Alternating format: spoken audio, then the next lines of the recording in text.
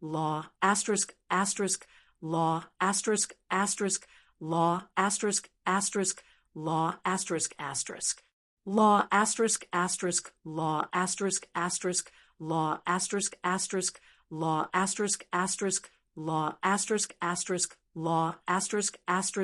law, asterisk, asterisk, law, asterisk, asterisk, law, asterisk, asterisk, law, asterisk, asterisk, law, asterisk, asterisk, law, asterisk, asterisk, law, asterisk, asterisk, law, asterisk, asterisk, law, asterisk, asterisk, law, weary communicating telepathically. You can see what I'm willing to show you without using your eyes. Blinden's lowered head froze in midair.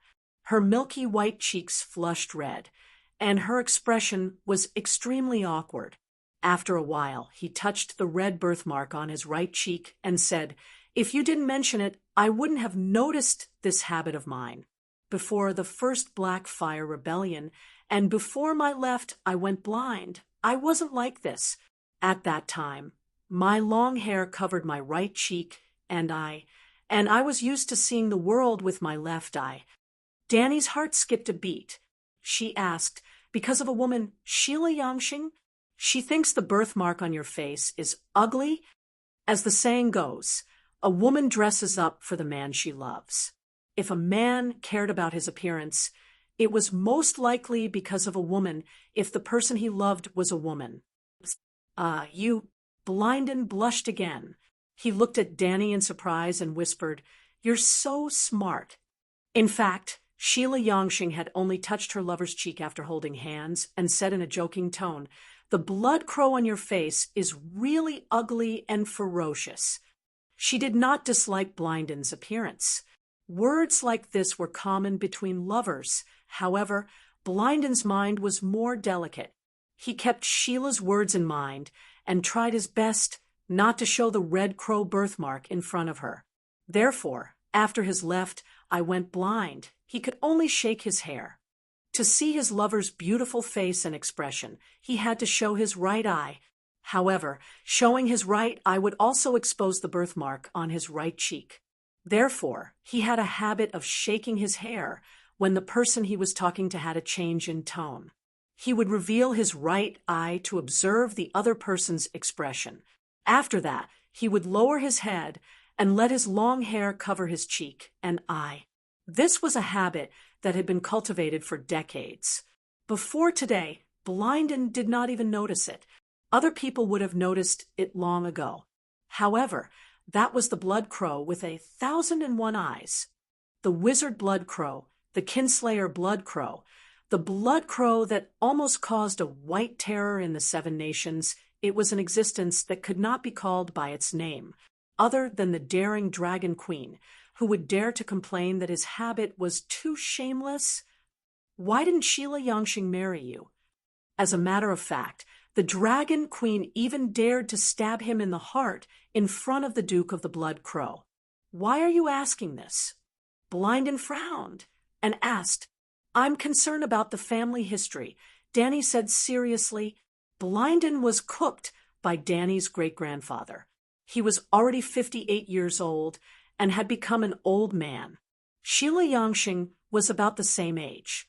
Logically speaking, no matter how playful Sheila was after spending her whole life fooling around, she was almost an old woman. She should have found a spare tire that she liked and settled down. However, the two of them remained unmarried. Even the people of the Seven Nations knew that Blinden had proposed to Sheila multiple times. This was a little abnormal. However, it could also be because of the genes in their bloodline. Targaryens had crazy men and loose women. They were all weirdos. Westeros had 7 kingdoms, 1 royal territory, and 8 great families. If one were to talk about which family had the most loose women, Targaryen was definitely first, Dormyrtle was second, and the Iron Islands was third. Stark had the blood of the running wolf. There were a few princesses who eloped with wild men. However, they were passionate, but not promiscuous. They were very loyal and had the best upbringing among the 8 great families. The so-called good upbringing did not depend on the number of boyfriends she had, but the number of boyfriends she had at the same time. For example, Rainey's, who started the trend of noble ladies keeping gigolos, had a powerful conqueror husband. She also kept countless men. Another example would be Blindin Riverwind's lover, Sheila Yangshin. How extravagant was Blindin Riverwind! However, his girlfriend still kept several lovers at the same time while dating him. It was said that even Cold Iron Igor Riverwind had an affair with Sheila. I don't want to talk about this with you. Blindin glanced coldly at Danny and said in an emotionless voice, "If you are not interested in the Frost God, let's talk about Jon Snow." "All right, continue. How did the Door God become the Frost God?" Danny shrugged and chuckled. "The Mother Goddess is not without desires. On the contrary, her wish is too great. It is beyond the understanding of ordinary people." "What wish?" Danny asked curiously. "To save this world. It is indeed a little hard to understand. The ones who want to destroy the world are the deviant ghosts. The deviant ghosts were created by the Frost God. The relationship between the Frost God and her, however, she really sacrificed herself to build the miraculous Great Wall. On one hand, she was the savior of the world, and on the other, she was the great demon who destroyed the world. Could it be that she had schizophrenia?" Danny's mouth twitched. Blindin said, "The one who destroyed the world was neither the Frost God nor the Mother Goddess. Our world was falling in the first place. The transition from the high-energy state to the low-energy state of the universe. The long night is just the appearance of the world's calamity. This theory seems—" Danny frowned. It seemed that the old man in the river had said something similar. "I have the memories of countless generations of Green Prophet. I know how powerful they were. They broke the Dorn Arm and formed the open sea. They caused a flood to flood the continent and cut it in half. Thousands of miles of forest turned into swamps, separating the Northern Territory and the Southern continent." Blindin sighed. "In theory, after generations of inheritance, the Green Prophet today is stronger than 10,000 years ago. However, I am powerless to guide the magic tide and use such forbidden magic. How does the Door God plan to save the world?" Danny asked. Blindin said, "Es God came from the void outside the world. He told the Mother Goddess that the end of the world's fall would be the same as the land of nothingness where he existed, cold, dead, and dark.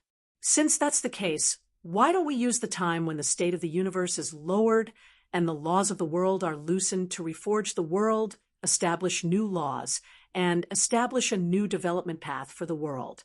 In other words, we will destroy the living beings under the sun and build a cold, dark, and frozen new world. As you think, the long night will be the normal state of the new world, and the other ghosts will be the main living beings of the new era. The Mother Goddess, who draws power from the cold and darkness, agreed with Es God's point of view and chose to merge with him. The ancient Es God became the Frost God, one of the old gods. Is the Frost God crazy? The deviant ghosts can't even reproduce, and their thoughts and actions are controlled by the deviant ghost king. The new humans are the same as the new worlds. They are frozen and have no life or vitality. They can't avoid the end of their lives. Danny's mouth twitched. Who told you that the other ghosts can't reproduce? Haven't you heard of the legend of the Night King? That Night King is just an ordinary night guardian who married a other ghost as his wife. I don't know if he has any children.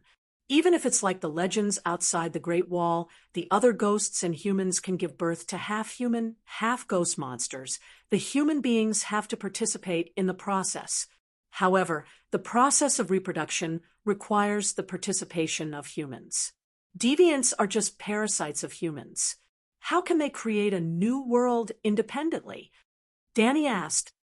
Sigh. 10,000 years ago, there was a green prophet who used God's knowledge to transform himself into an independent other ghost. Now, you study the basis of the other ghost's meditation and create a new meditation method to trap the faceless. 10,000 years later, the meditation method will be upgraded and become perfect, and the other ghosts will become new humans. Why can't they? If that's the case, why are you still struggling? Go and embrace the new world, Danny said. I'm a living being under the sun. Just like the first long night, the green prophet, the son of the forest, saw the future of his race and was unwilling to be eliminated by the new era. He tried to use the other ghosts to eliminate the main characters of the new era humans. I also don't want warm-blooded creatures to be replaced by ice other ghosts. The mother goddess of the wind was born from the wind and sun. She also wants to see the world prosper and last forever.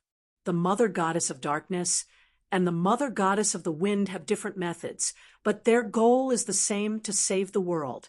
However, the mother goddess of the wind has hope for the future and believes that one day a savior will be born to stop the world from falling.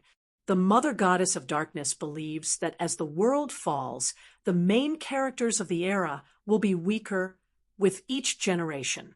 If even the true gods can't do it, it's useless even if a savior comes.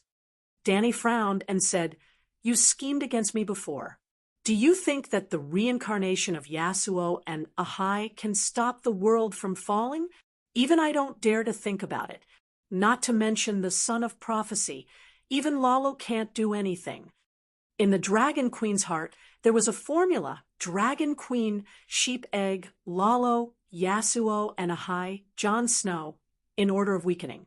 Even she, who stood at the top of the food chain, had no idea how to stop the world from falling. Why?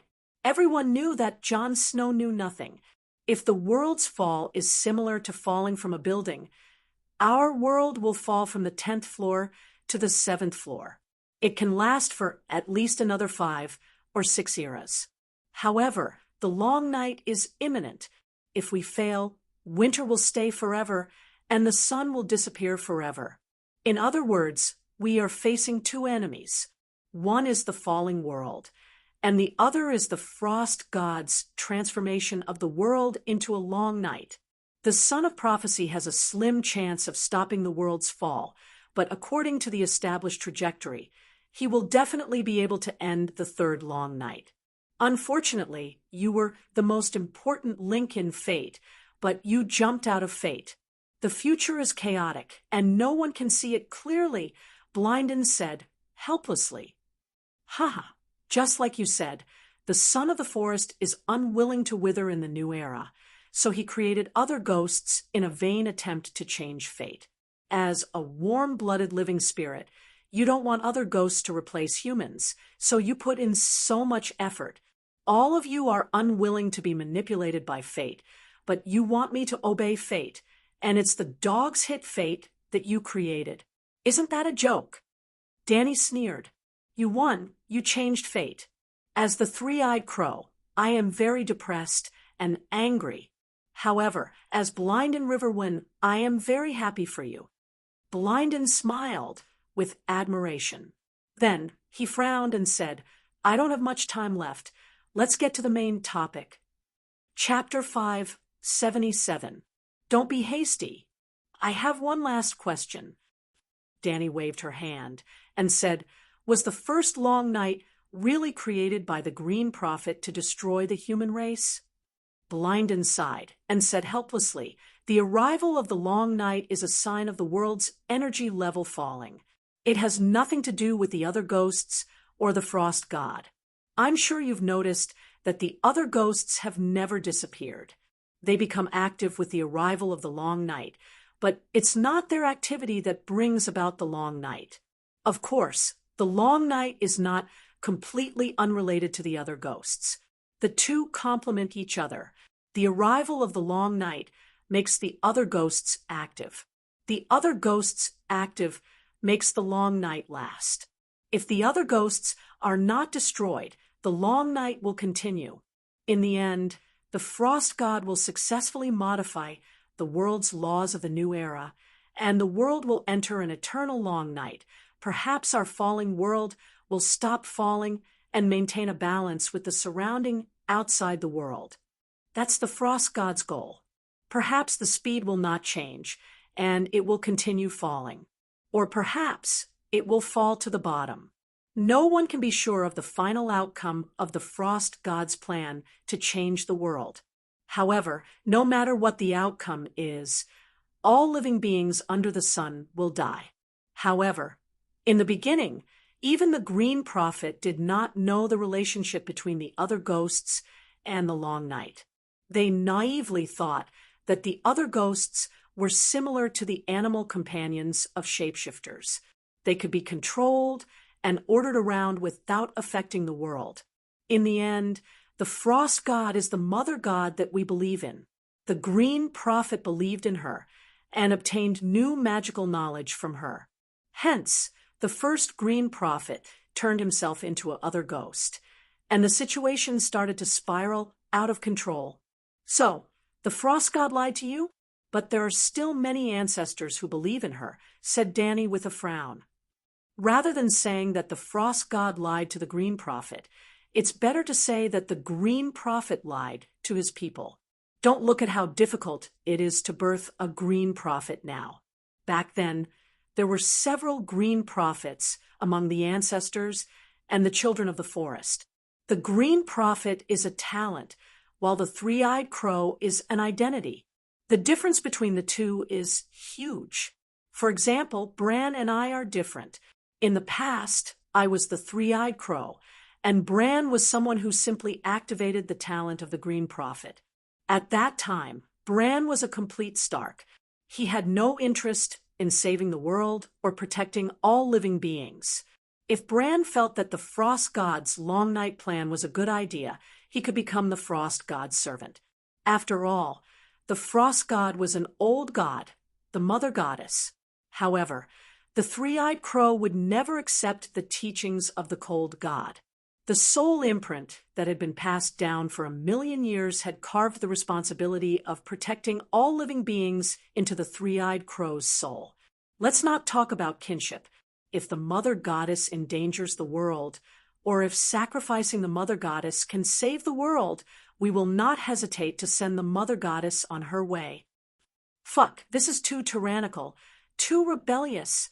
Even though Danny already understood the brainwashing characteristic of the three-eyed crow's inheritance, she was still dumbfounded.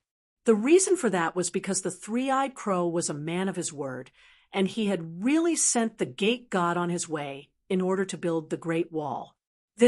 Danny suddenly didn't hate Blynden so much for trying to distort her mind. Would you hate a computer program that doesn't have any personal feelings? Hate is useless. Will Bran plot against me like you did in the past? She asked warily. Even if he needs you, he won't attack you for the time being. He hasn't completed the last step of the inheritance, Blynden said. Tell me, what else do you need from me? Danny gritted her teeth and asked, who can say for sure what will happen in the future? Can the three-eyed crow's inheritance be ended? Danny asked. It's useless even if you kill Bran and me. The earth and trees have recorded everything. In truth, there was the Green Prophet's empty window that appeared for 100 years before me. I didn't have a teacher, and all my inheritance came from the dark, empty, and cold roots of the earth and trees, Blynden said. Sigh, you're amazing. I admit defeat. She really couldn't stay in this lousy place like the Westeros. In truth, with your current strength and growth speed, there's no one who can plot against you silently anymore. When you get my gift and fully develop your talent, what treasure? Danny asked. A bowl of weirwood seeds. Blynden said. Are weirwood seeds very precious? Can they develop a person's potential? Danny asked doubtfully. Weirwood was considered rare in the south of Neck Lake, but it was just a normal tree in the north. It could be seen everywhere beyond the Great Wall. They're not normal seeds. You'll understand once you eat them. I'm sure that you've guessed it. We need your help. If the seeds are ineffective, you can leave at any time. Blindin said, You want me to save Jon Snow? I'm afraid that you've made the wrong decision. I can't do it. Even though I've revived the Big Sparrow, his situation is too special. Jon Snow doesn't even believe in the 7 gods, Dany said, as she shook her head. You've guessed correctly. It's for Jon. Blindin shook his head and glanced at Dany with his single eye that shone with a strange light. He lowered his head out of habit, but when his hair covered the right side of his face, his movements suddenly froze. He thought of what the Dragon Queen had said before, shameless. He wasn't shameless, but he was too embarrassed to show his weakness and inferiority, even though he would never admit it. Just like that, his neck stiffened. His red right eye looked straight into the eyes of the person in front of him and said meaningfully, You didn't revive him completely with your power. If there's no difference between before and after the revival, why do you want him to die? Dany widened her eyes and said with a trembling voice, Let him die? You did it. Fate's arrangement is the same as yours. Just like how you escaped from fate, we also plan to change Jon's fate. Blindin said faintly, Speak clearly. What exactly is Jon Snow? Dany asked in a low voice. Fate has already changed. There's no point in talking about things that will never happen again, Blindin said. At least I'll understand who's an enemy and who's a friend. Dany said coldly, There's no love without reason in this world. Those who arrange fate will only make choices that are beneficial to themselves. Your power and talent are destined to be coveted by others.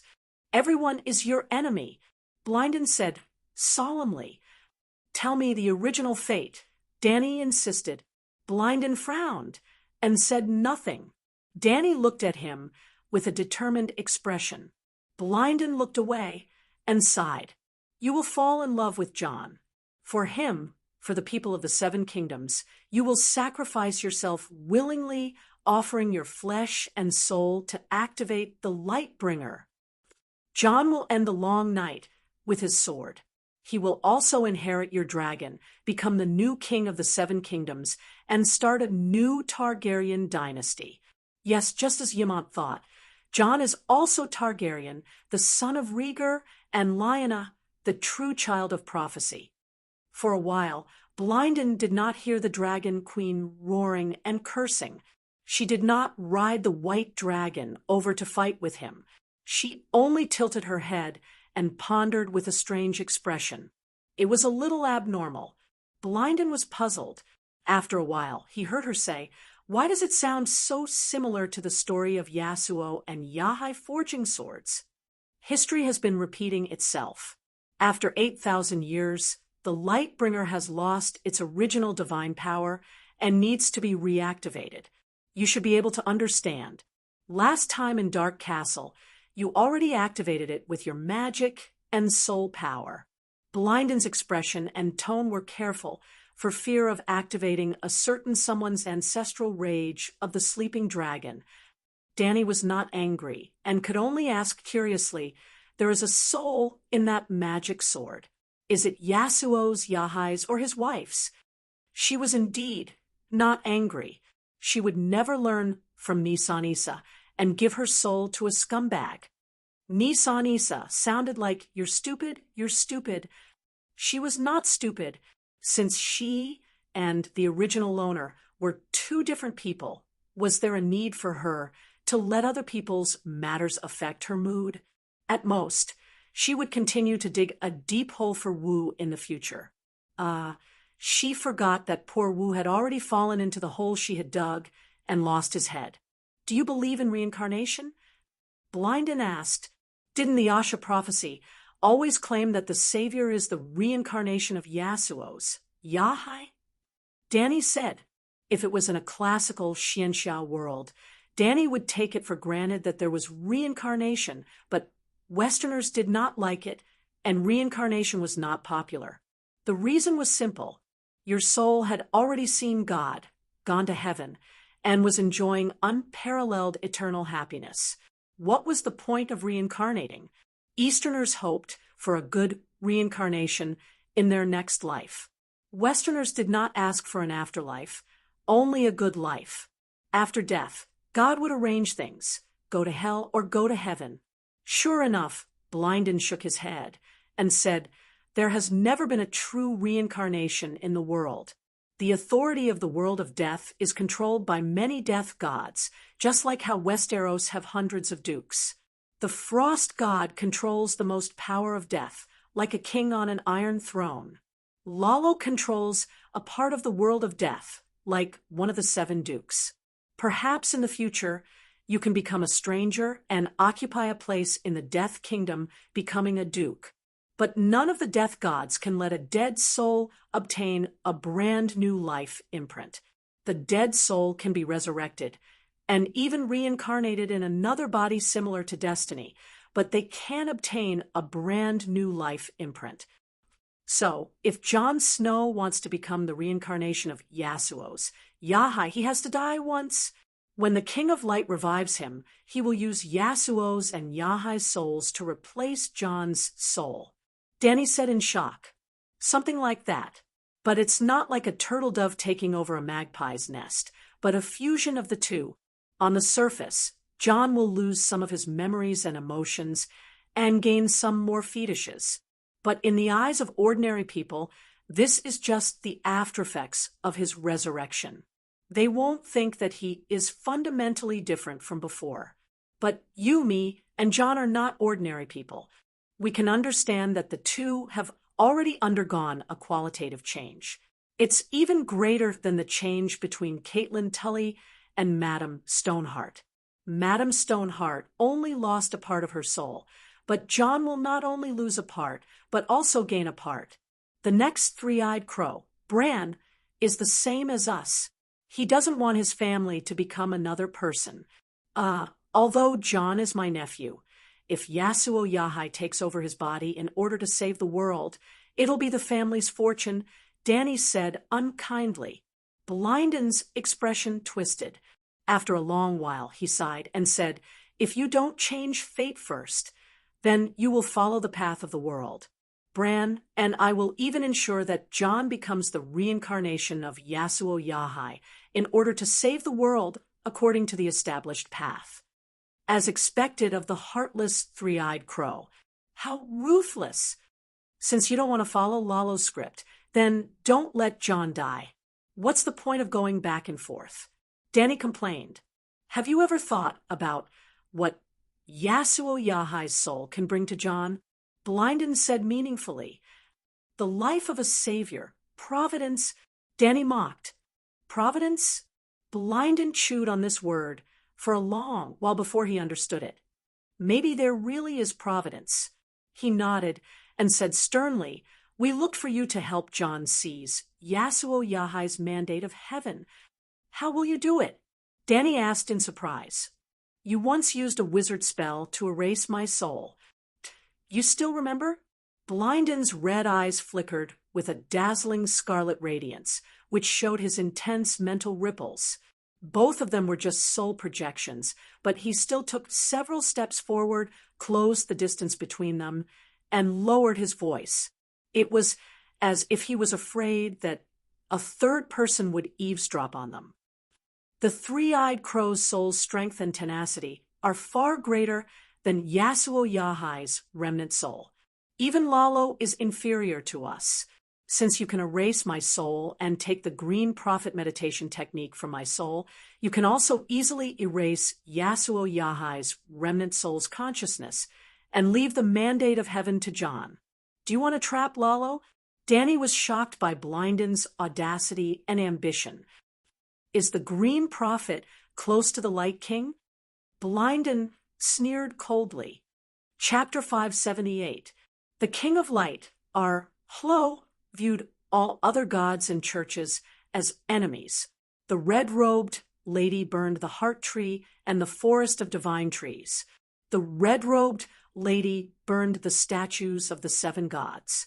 The red-robed lady burned the statues of the Anami. The red-robed lady burned the barbarians who believed in the old gods. The red-robed lady burned. The king of light, Lawler, was extremely arrogant. In the teachings of the Red God Church, other than Lawler, all other believers were heretics.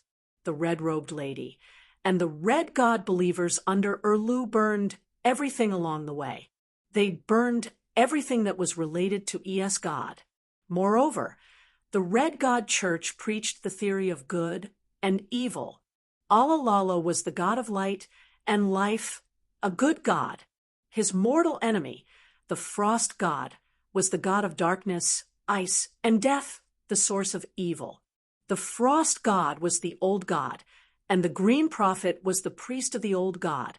That was why the red-robed Lady Melisandre had always treated the three-eyed crow as the proxy of the frost god. That was why Blinden had a reason to trick Lalo. John was originally a believer of the old god, and he was even blessed by the mother goddess. He was given the green spring water, and he had the best transfiguration talent. But once he was revived by Lalo, he would immediately become the son of the red god. If fate had arranged it this way, we could have endured it for the sake of the big picture. But you have already broken the prophecy, so why don't we change it? Blinden asked. That's reasonable, but the problem is that you still need the Light King's help to revive Jon Snow, right? Borrowing other people's divine power to revive Jon while seizing other people's savior. That's not fair, Dany said. Blinden looked at the righteous Dragon Queen and sneered.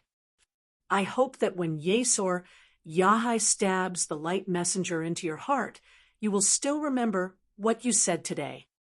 What do you mean? Didn't you say that fate has changed? Dany asked with a frown. Blinden showed a mocking smile and said, Your power is beyond the three-eyed crow's control, so you naturally jumped out of the future that the three-eyed crow chose. But when you asked me who was your enemy, I told you clearly that everyone is your enemy. Only you can hatch dragons.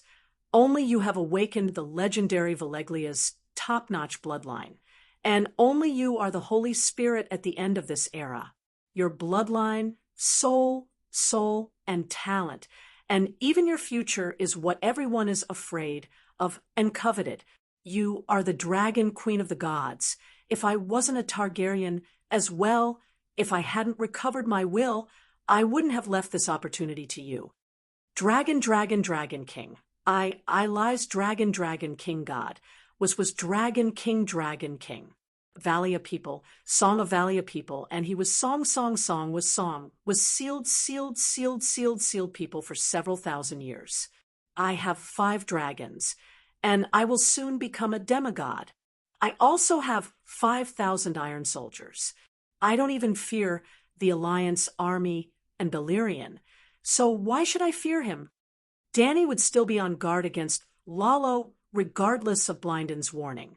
In other words, she would be on guard against anyone who was strong enough to hurt her. For example, the three-eyed crow swore in the name of the old god and the door god that he would not violate the guest's rights and harm her. So will you do it or not? Blinden asked straightforwardly. Of course, Dany said straightforwardly.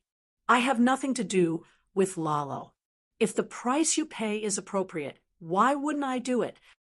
At the end of the day, you're just bargaining with me like a street vendor? Brynden was speechless. You want me to cooperate with you to trick a true god. Can I not be more careful? Dany said confidently. Brynden sighed and said helplessly, Only the Green Prophet has the right to enjoy weirwood seeds. Giving you a share is already a sign that I'm taking into account that we are both Targaryens. What else do you want? Trust me, the three-eyed crow and the children of the forest are very poor. There is nothing else worth your concern.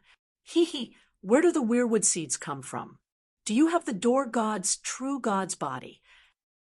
Dany said with a chuckle, the ginseng fruit was sweet and fragrant, but the ginseng fruit tree was the root, right?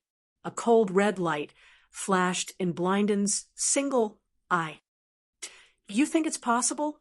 There really is. I remember that after the door god fused with a tender branch and Brandon plucked it, the tree trunk withered. Danny said in surprise, "You." Blinden looked at her in surprise and bewilderment.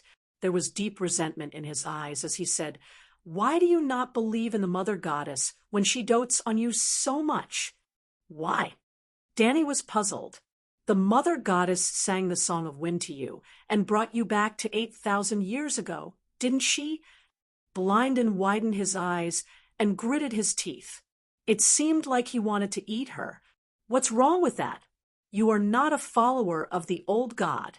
Blinden said heavily, Do you think that the door god needs followers? Do you think that everything of the old god belongs to you because you believe in the old god? Don't think too highly of yourself. You can't use your feelings to kidnap the true god." Danny sneered. "Think too highly of myself?" Blinden seemed like he was greatly insulted. He roared angrily, "You are insulting the Green Prophet, insulting the followers of the first citizens, and insulting the old god. Forget it. I don't want to argue with you. If you really want to know the reason, you can ask the door god yourself." Danny waved her hand. She did not want to argue with a fanatic on the issue of faith. "I don't expect the door god to have a body. I'm just curious. I want to see where the weirwood seeds grow." She gave her condition. She did not even know the location of the peach garden. How could she steal the peach? When Blinden died, Bran would go south to participate in the Seven Kingdoms tour. Wouldn't the shelter be empty? If the weirwood seeds were effective enough for her to take the risk, then they followed the squirrel person Yezi through many twists and turns. They passed by several dark and rapid underground rivers and avoided 30 to 40 dark, bottomless pits and mysterious shafts. After walking for more than 2 hours in this cave that was forgotten by the world and frozen in time, they finally saw the weirwood seeds. It was a stone room that was as big as a single bedroom. The walls were covered with white weirwood roots, which looked like pale veins that grew on the rocks. The roots were decorated with clusters of bright red and delicate blood-hand leaves. Between the vines, there were sparse fruits that shone with red light. They were crystal clear and the size of a thumb. There were dark blood patterns on the surface, like blood tumors. In the dark stone cave, they glowed with a demonic red light, like the evil stars in the dome of hell. Weirwood seeds look like this. Danny looked at Deshiong. Deshiong stepped forward and put his eyes in front of a fruit. He looked at it carefully for a moment and even touched it with his hand. Other than being a little bigger, the color has changed from milky white to dark red, and it's glowing. It's no different from ordinary weirwood seeds. Do ordinary weirwood seeds have the effect of activating talents? Danny turned to Yezi. "Have you seen weirwood seeds before?" the squirrel person asked. "No." Danny shook her head. "Weirwood seeds are very rich. I've lived for so long, but I've only seen my heart tree bear fruit once.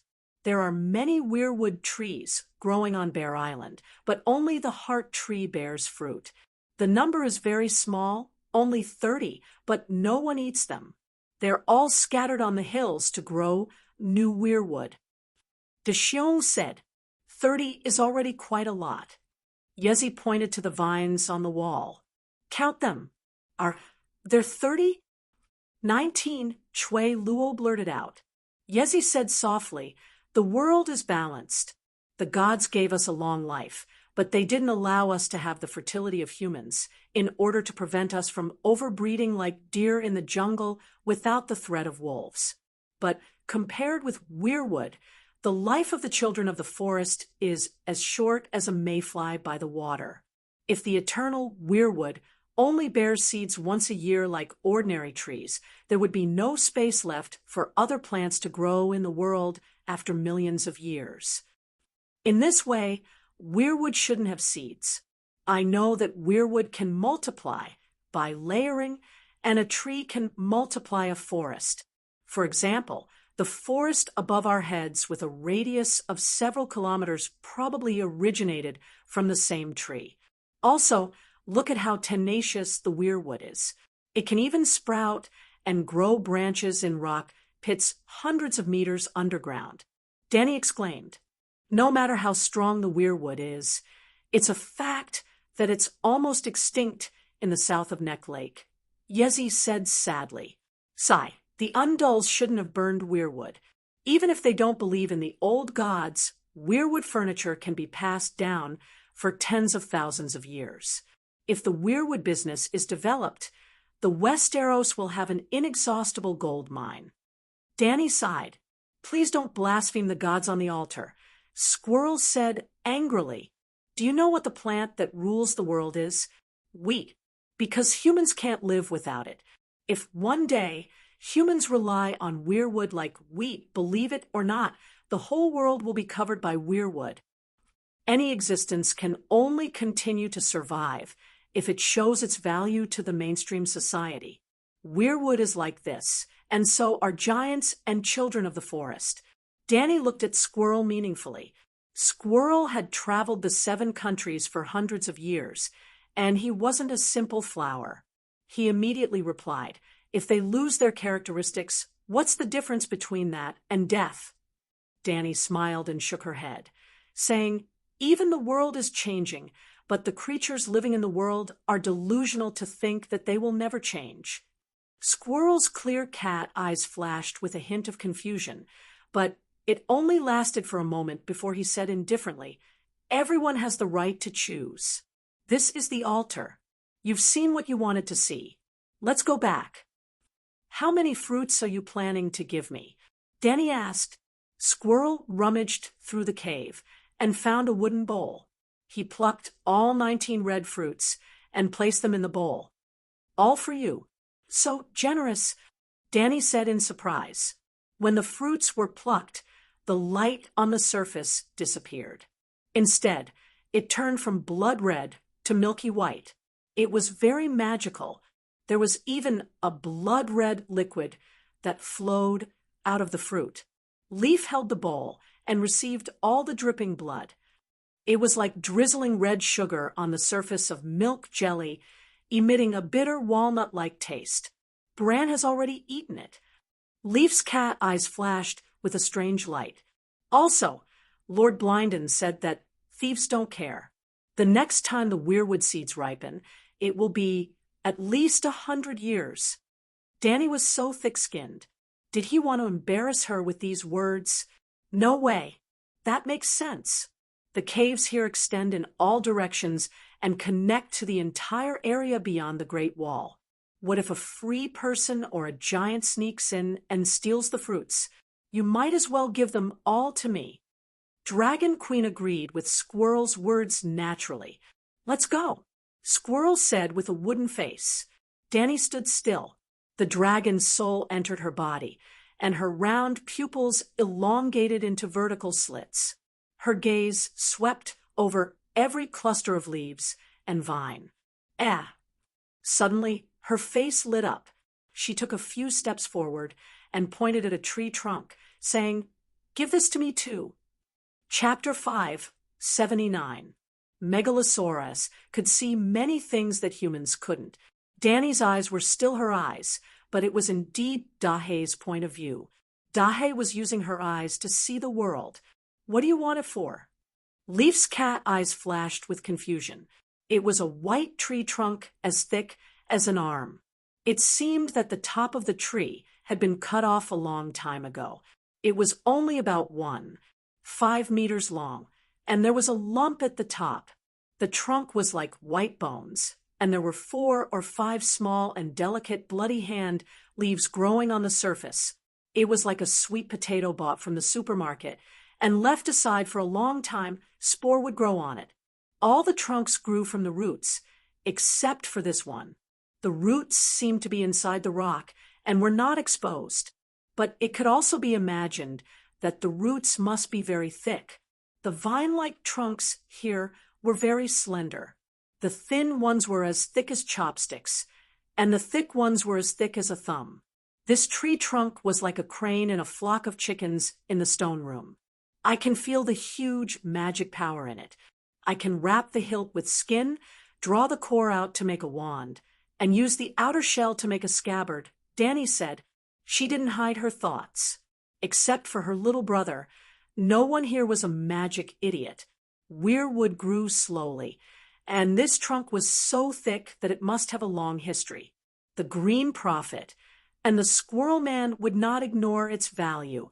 Seeing the Squirrel Man's unhappy face, Danny immediately added, I know that cutting and burning weirwood is taboo for you, but it is traditional to use weirwood branches as weapons. This is the altar. It's different. Leaf said, weirwood from other places is not good enough for me. Danny shook her head and entered the state of Song of Wind.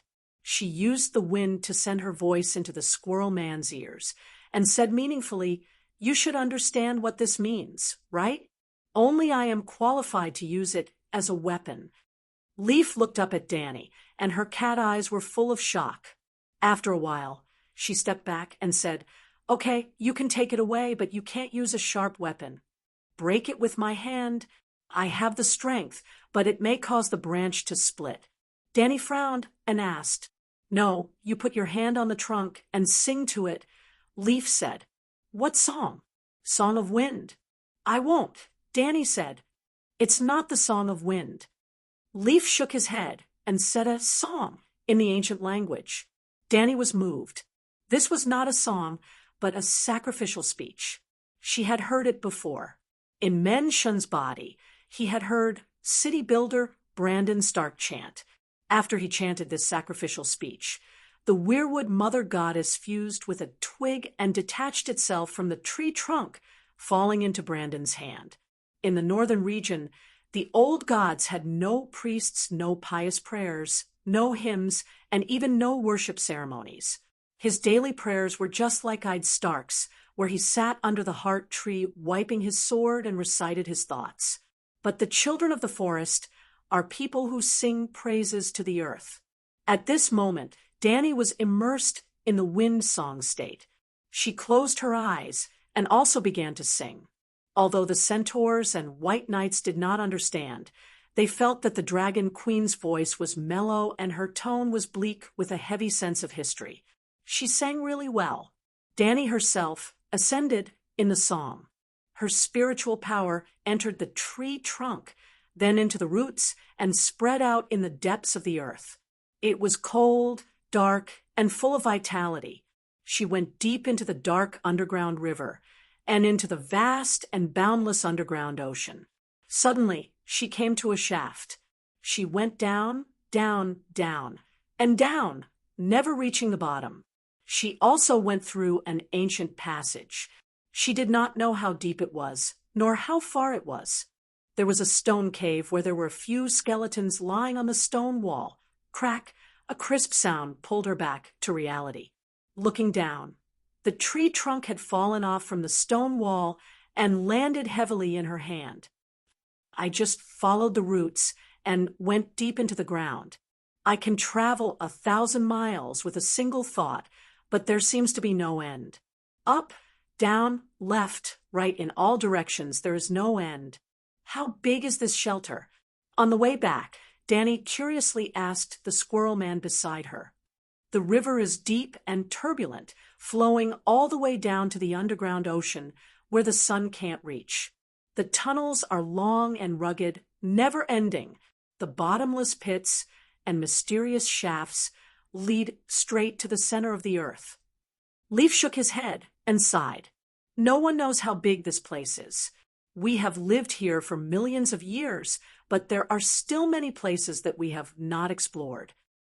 Millions of years. Were there humans back then? Beavos, who was carrying the weirwood tree trunk, mumbled. Westeros only have giants and children of the forest. I don't know about the situation on the other side of the narrow sea. The Squirrel Man said, why not go to the warm and sunny south? This place is dark, cold, and damp. It's very uncomfortable to live here. Ursa said, that's such a lousy question. Danny glanced at Ursa and said in annoyance, They definitely want to go to the south, but will the Undulls and the king of the ancestors allow it? On the way back, they met dozens of squirrelmen with big eyes, big ears, and deer skin. Most of them sat around the fire, holding wooden bowls and spoons as they ate dinner. It was very simple: stewed mushrooms, grilled fish, and blood-colored soup with the aroma of onions and barley. Gulp, gulp. In the quiet cave, the fat eunuch's belly made an awkward sound. 4 or 5 squirrelmen looked over with wide eyes. The bonfire reflected a curious light on the surface of their eyeballs. "You still have barley and onions here?" Danny coughed softly. "We stored a lot of oats, barley, and dried fruits in the summer, but the onions are grown in the cave." Leaf said, "How many children of the forest are left in the shelter? Is there enough food to get through the night?" Danny asked. "There are only about 60 of our people left.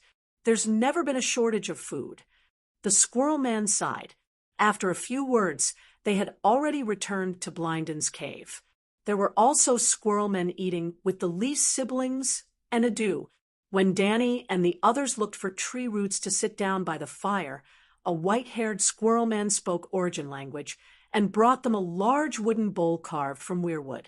The bowl was also blood-colored soup boiled with barley, onions, and pieces of meat. Danny smiled and thanked him. She took the bowl and spoon and held the bowl while waiting for Bevo's to eat first. "It tastes good.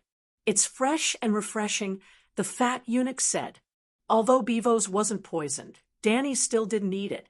The broth was bright red and looked like blood. Even if Leaf explained that it was weirwood sap, she still felt nauseous. She gave the soup bowl to the fat eunuch. She took out her wineskin and drank while eating the grilled fish. "Do you drink?" They didn't come empty-handed.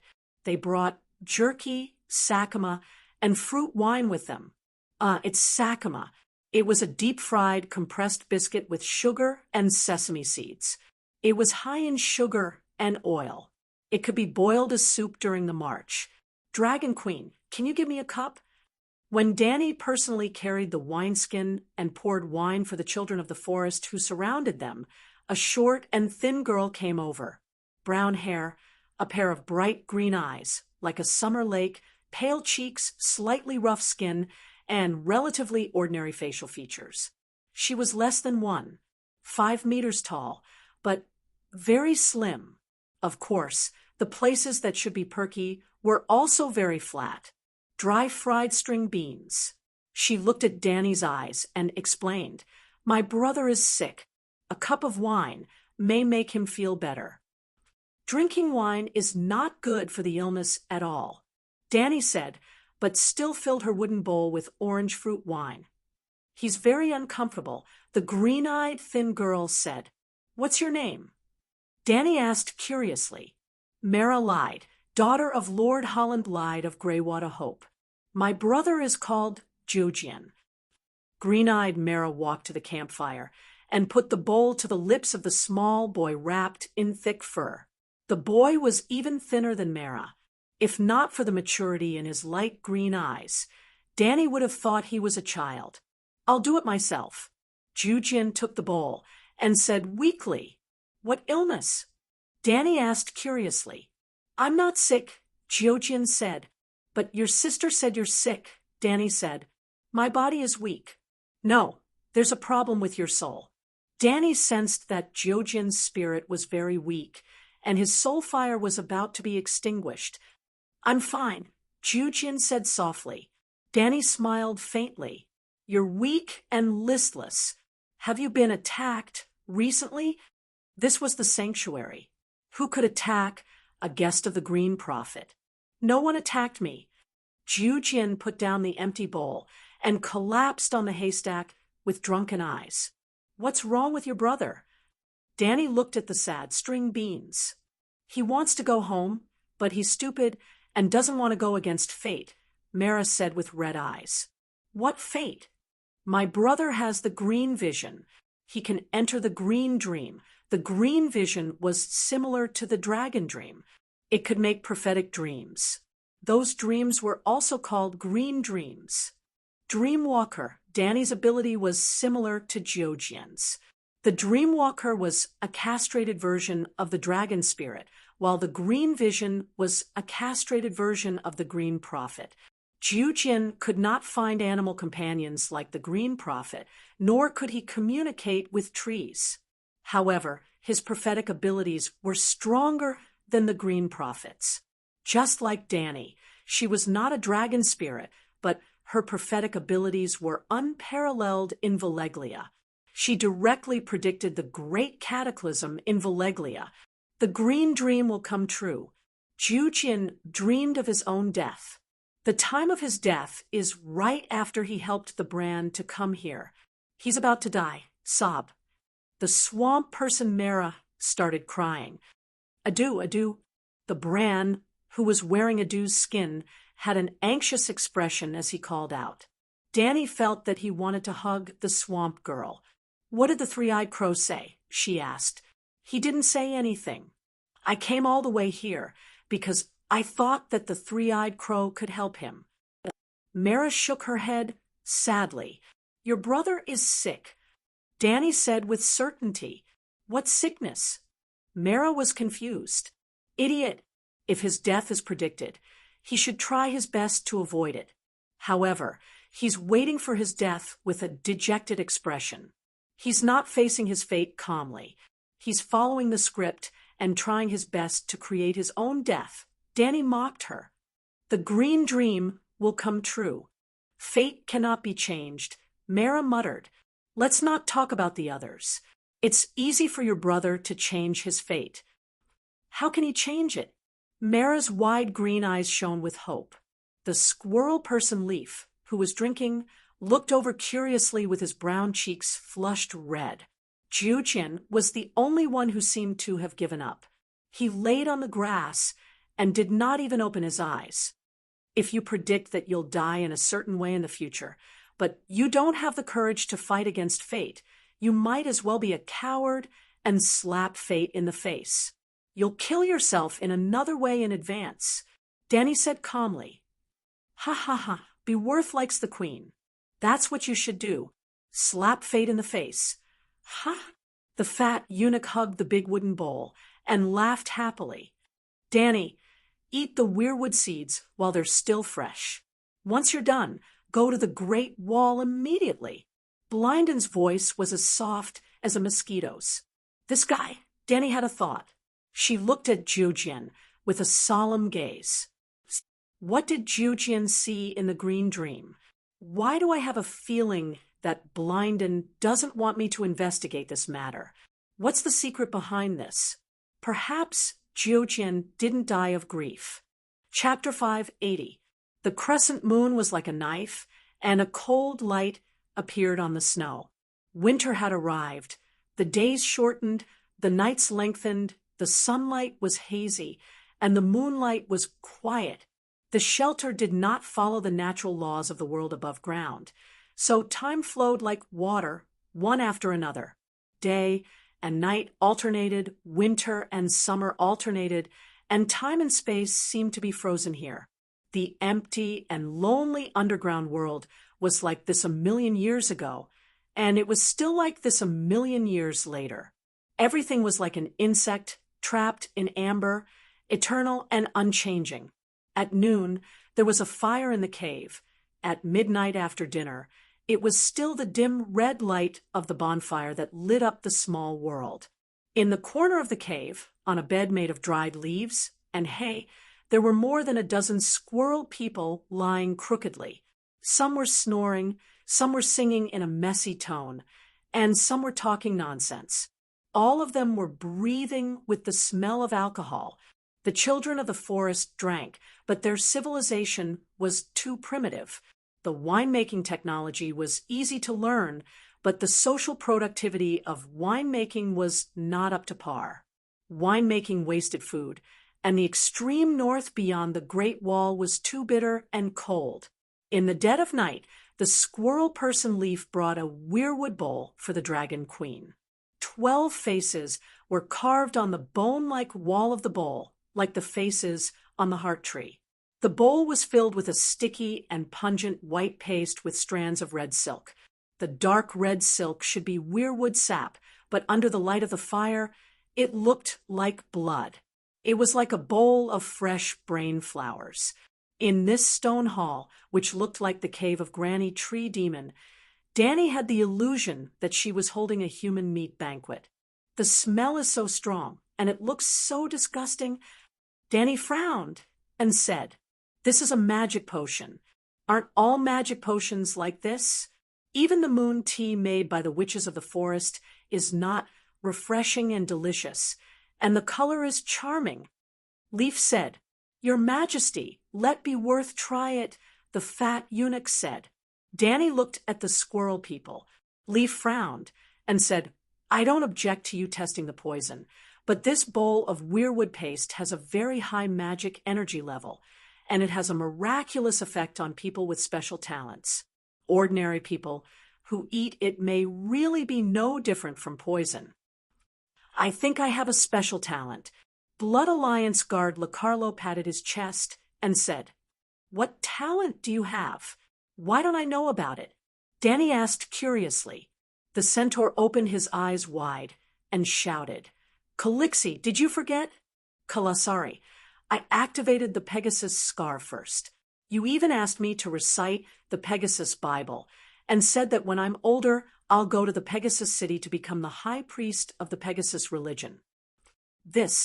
Danny's mouth twitched, but she did not refute.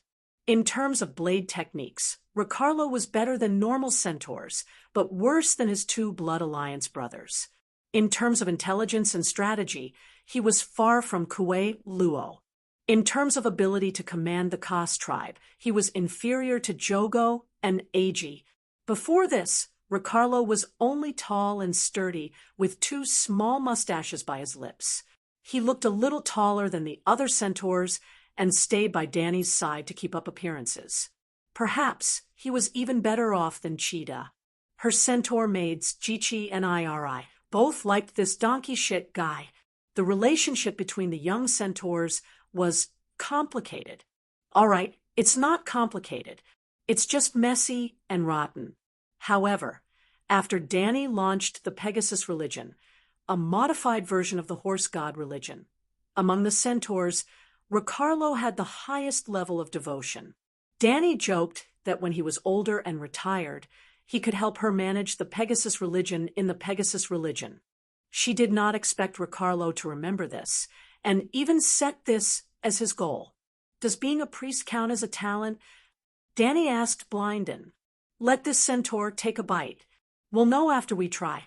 Bloodcrow said, casually. From his tone and gaze, it was clear that centaurs were not much different from horses in his heart.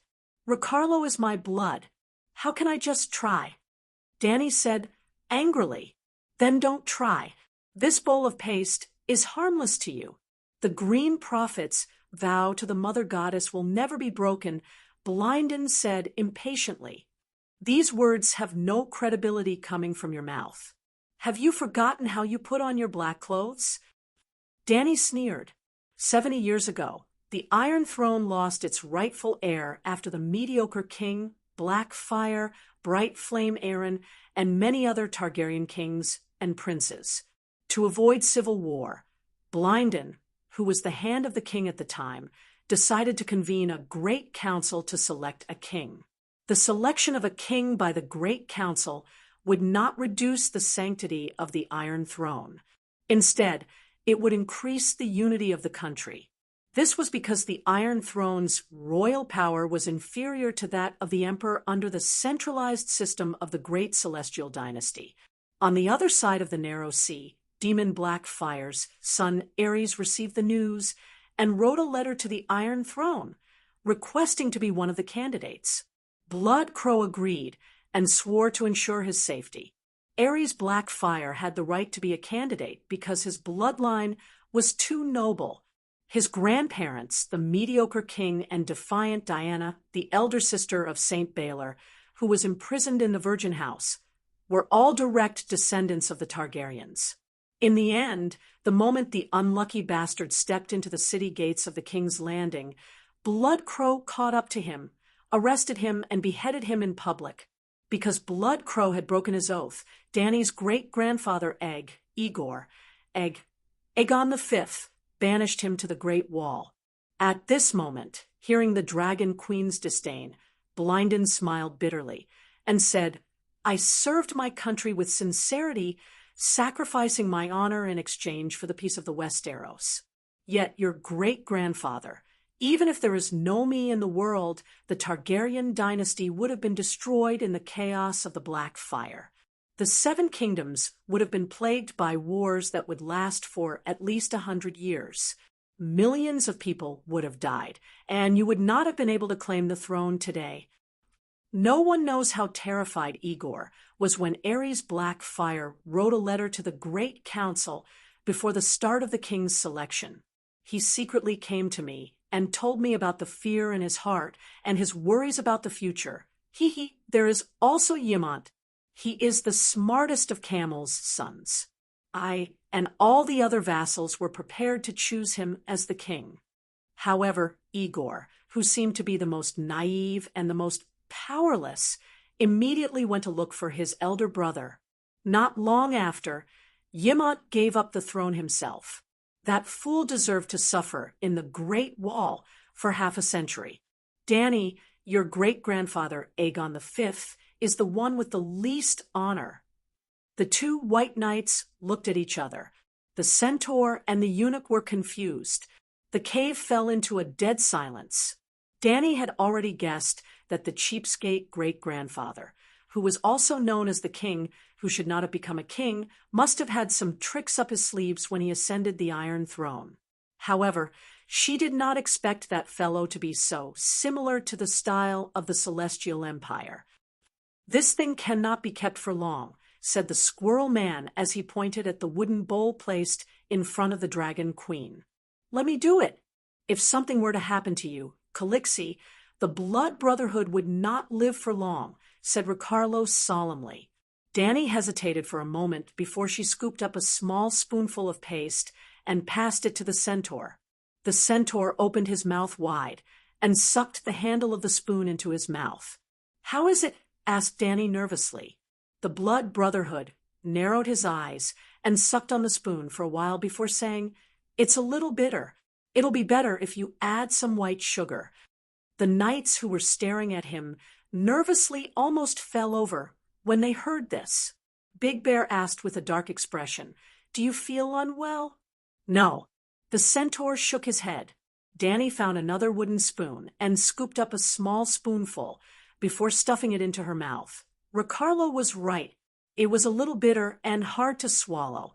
However, the bitter taste quickly turned into a strange sweetness, like a smoothie mixed with honey.